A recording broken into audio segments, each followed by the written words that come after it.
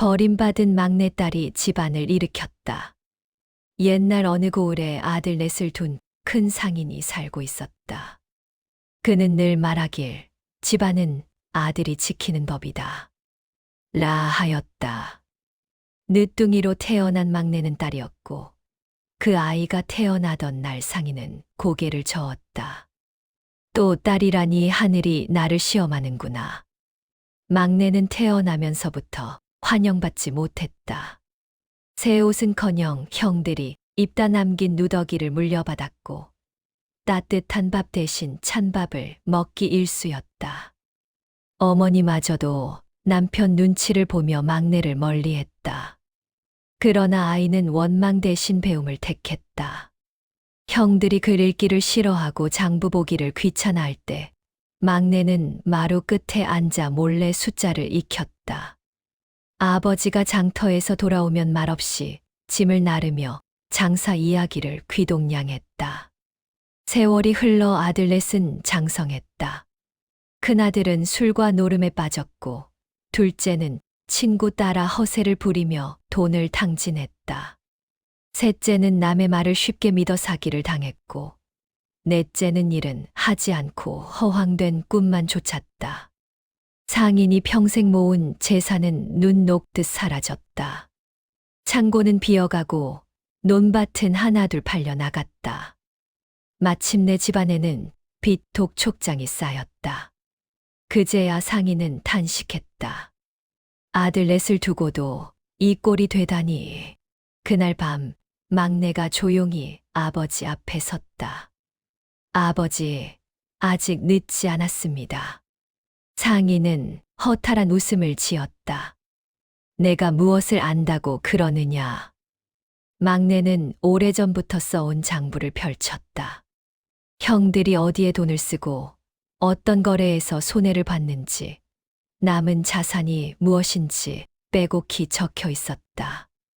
헛돈을 막고 남은 밭에 약초를 심으십시오. 장터에서는 값싼 물건이 아니라 사람들이 꼭 필요한 것을 팔아야 합니다. 빚은 나누어 갚고 신뢰를 먼저 회복해야 합니다. 상인은 그제야 딸을 바라보았다. 그 눈빛은 더 이상 천덕꾸러기를 보는 눈이 아니었다. 막내는 새벽마다 밭으로 나가 약초를 심고 밤에는 등불 아래서 장부를 정리했다. 직접 장터에 나가 손님과 흥정을 했고 작은 이익이라도 소중히 모았다. 처음엔 사람들도 비웃었다. 여자가 무슨 장사를 하겠다고. 그러나 막내의 물건은 정직했고 약초는 효험이 좋았다. 점점 손님이 늘어났다. 빚은 하나둘 줄어들었다. 형들은 처음엔 뒤에서 수군거렸다. 운이 좋았을 뿐이야. 하지만 막내가 지쳐 쓰러질 듯 일하는 모습을 보며 마음이 흔들렸다. 어느 날 큰아들이 조용히 막내 옆에 섰다. 내가 술을 끊겠다. 대신 일을 가르쳐다오. 둘째도 노름판을 떠났고 셋째는 사기꾼들을 피해 신중해졌으며 넷째는 허황된 꿈 대신 땀 흘리는 법을 배웠다. 막내는 그들을 탓하지 않았다. 이 집은 우리 모두의 집이잖아요. 몇 해가 지나자 집안은 다시 일어섰다. 예전보다 더 단단해졌다. 사람들은 수군댔다. 그 집을 살린 건 아들 넷이 아니라 막내딸이라더라. 상인은 마침내 사람들 앞에서 말했다. 내가 가장 귀한 보물을 몰라보았다. 내 집을 살린 이는 내 딸이다. 그의 목소리는 떨렸고 눈에는 눈물이 고였다. 막내는 고개를 숙였다. 저 혼자 한 일이 아닙니다. 형님들이 함께 해주셨기에 가능했습니다. 아들 넷은 그날 처음으로 막내를 진심으로 불렀다. 우리 집의 기둥. 버림받았던 막내딸은 원망 대신 책임을 택했고 상처 대신 지혜를 심었다. 그리고 그 지혜는 마침내 집안을 살렸다. 사람들은 그 이야기를 오래도록 전했다. 딸이라 하여 가볍게 여기지 말라. 작다 하여 약한 것이 아니며 버림받았다 하여 끝난 것이 아니다. 진짜 집안을 일으키는 힘은 사랑과 성실 그리고 포기하지 않는 마음에서 나온다는 것을. 버림받은 막내딸이 집안을 일으켰다. 2편. 집안이 다시 일어선 뒤로도 막내의 하루는 조금도 가볍지 않았다. 사람들은 겉으로는 칭찬했지만 속으로는 여전히 수군거렸다. 그래도 결국은 아들들이 이어받겠지. 딸이 아무리 잘해도 시집가면 남의 집 사람 아니냐. 그 말은 바람처럼 들려왔고 상처처럼 남았다. 아버지는 예전보다 말수가 줄었다. 막내를 인정했지만 어디선가 오래된 생각을 완전히 내려놓지는 못한 듯했다. 재산 정리를 하면서도 그는 형제들에게 더 많은 몫을 염두에 두고 있었다. 어느 날 큰 거래가 들어왔다. 외지 상단이 찾아와 약초를 대량으로 사겠다고 했다. 조건은 단 하나, 선금 없이 물건을 먼저 넘기라는 것이었다. 형들은 흔들렸다.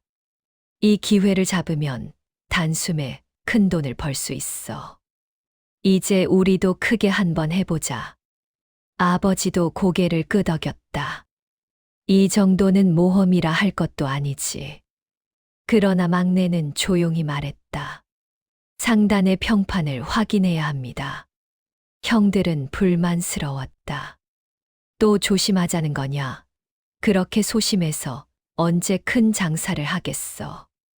막내는 며칠 동안 직접 다른 고을을 다녀왔다. 장터의 노인 상인들을 찾아가 묻고 또 물었다. 돌아왔을 때 그녀의 얼굴은 굳어 있었다. 그 상단은 몇 해 전에도 같은 방식으로 물건을 받아 달아났습니다. 아버지는 놀랐다. 형들은 침묵했다. 그날 밤 막내는 혼자 마루에 앉아 있었다. 아버지가 다가왔다. 내 말이 맞았구나. 또 한 번 집안을 구했다. 막내는 고개를 저었다. 아버지, 저는 집안을 구하려는 게 아닙니다. 우리가 다시 무너지지 않기를 바랄 뿐입니다. 아버지는 한참을 서 있다가 낮은 목소리로 말했다. 나는 평생 아들만 바라보았다. 그런데 집을 지킨 건 늘 너였다. 그 말은 늦었지만 진심이었다. 세월이 조금 더 흐르자 또 다른 시련이 찾아왔다. 가뭄이 들었다. 밭은 갈라지고 약초는 말라갔다. 수입은 줄어들고 사람들은 다시 불안해했다. 이번엔 형들이 먼저 나섰다. 막내야, 이번엔 우리가 해보자. 큰아들은 창고를 정리해 낭비를 줄였고 둘째는 거래처를 직접 찾아가 사정을 설명했다. 셋째는 새로운 판로를 개척했고 넷째는 물을 끌어오는 수로를 만들었다. 막내는 그 모습을 지켜보며 미소 지었다. 가뭄은 길었지만 그들은 무너지지 않았다.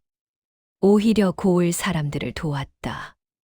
남은 약초를 나누고 물을 함께 쓰게 했다. 사람들은 말했다. 저 집은 예전의 큰 상인 집안이 아니다.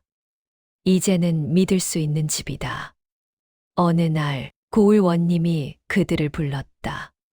어려움 속에서도 백성을 도운 공이 크다. 이 집을 고을의 본보기로 삼겠다. 아버지는 자리에서 일어나 말했다. 그 공은 제 막내딸의 것입니다. 사람들 앞에서 그는 처음으로 당당히 딸의 이름을 불렀다. 그날 이후 집안의 재산은 아들, 딸 구분 없이 공평하게 나누기로 정해졌다. 그리고 가문의 상징인 장부의 첫 장에는 이렇게 적혔다. 이 집은 함께 일으킨 집이다. 막내는 시집을 가지 않았다. 대신 스스로 선택했다. 집안을 이끄는 사람으로 남기로. 그러나 그녀는 형제들의 삶도 존중했다.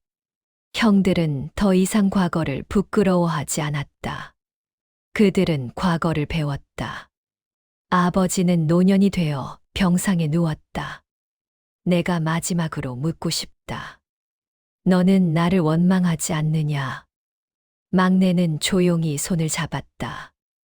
원망했다면 여기까지 오지 못했을 겁니다. 아버지의 눈가에 눈물이 맺혔다. 너는 내 딸이 아니라 내 스승이었다. 그 말과 함께 상인은 숨을 거두었다.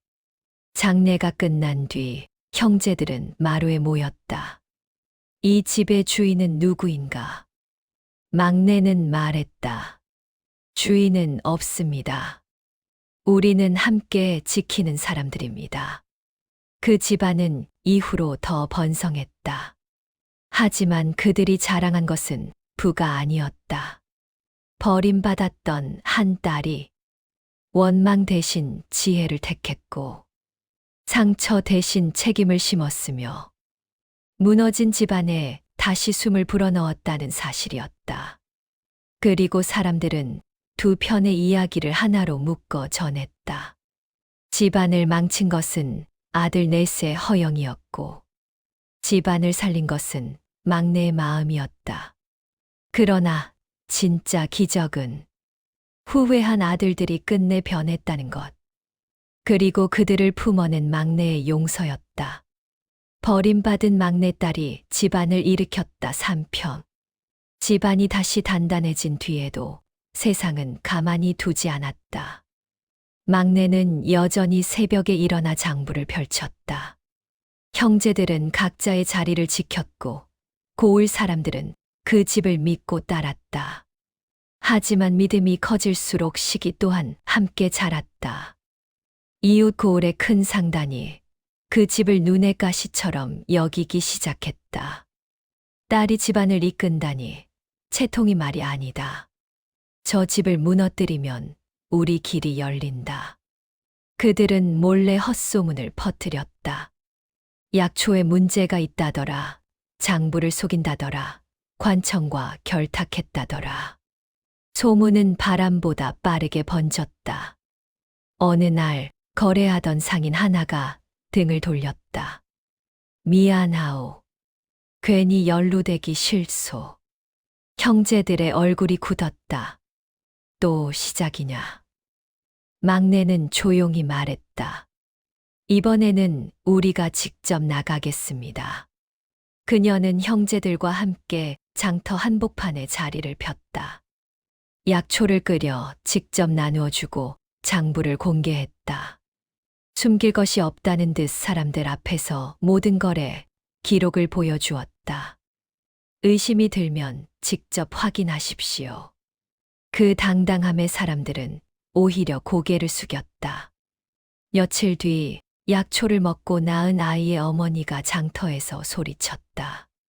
거짓이 아닙니다. 우리 아이를 살린 건 저 집 약초였습니다. 사람들의 눈빛이 달라졌다. 소문은 거짓으로 드러났고 이웃 상단은 오히려 신뢰를 잃었다. 형제들은 막내를 바라보았다. 우리는 또 내 덕을 봤다. 막내는 고개를 저었다. 아닙니다. 우리가 떳떳했기에 가능한 일이었습니다. 하지만 진짜 시련은 따로 있었다. 그해 겨울 큰 홍수가 났다. 강물이 범람해 밭이 잠기고 창고 일부가 무너졌다. 모아둔 약초 절반이 물에 쓸려갔다. 형제들은 망연자실했다. 이제는 정말 끝인가? 막내는 무너진 창고 앞에 서서 한참을 바라보았다.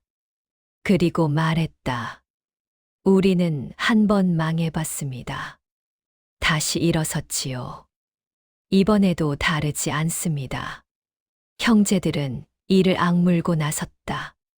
큰아들은 남은 자재를 정리했고 둘째는 고을 사람들과 함께 둑을 쌓았다. 셋째는 외지에서 씨앗을 구해왔고 넷째는 무너진 터를 다시 다졌다. 막내는 집집마다 다니며 피해를 입은 사람들의 상황을 기록했다. 우리가 먼저 돕겠습니다. 사람들은 놀랐다. 자기 집도 무너졌는데 막내는 담담히 말했다. 우리가 함께 무너지지 않으려면 함께 세워야 합니다. 봄이 왔을 때 밭에는 다시 푸른 싹이 올라왔다. 그 집은 예전만큼 많은 재산을 갖지 못했지만 그보다 더 큰 것을 얻었다. 사람들의 마음이었다. 홍수 이후 고을 사람들은 자발적으로 힘을 모았다. 물기를 정비하고 공동 창고를 세웠다. 막내의 집은 더 이상 혼자 버티는 집이 아니었다. 함께 서는 집이 되었다. 어느 날 밤 형제들이 마루에 둘러앉았다. 처음 우리가 망했을 때 내가 아니었다면 우리는 끝이었지. 막내는 미소 지었다. 그때는 제가 형님들을 붙잡았지만 이번에는 형님들이 저를 붙잡아 주셨습니다. 큰아들이 조용히 말했다. 우리는 이제 내가 이끄는 집이 아니라 내가 키운 집이다. 막내는 하늘을 올려다보았다. 버림받았던 어린 날의 기억이 스쳤다. 차가운 말들, 외면하던 시선들. 그러나 지금 그녀의 곁에는 형제들이 있었다. 후회로 시작된 변화가 책임으로 자라났고, 책임은 신뢰가 되었으며, 신뢰는 마침내 공동의 힘이 되었다. 사람들은 이렇게 말했다. 집안을 살린 것은 한 사람의 지혜였고, 그 집안을 지킨 것은 모두의 변화였다. 그리고 그 중심에는 끝까지 포기하지 않았던 막내딸이 있었다.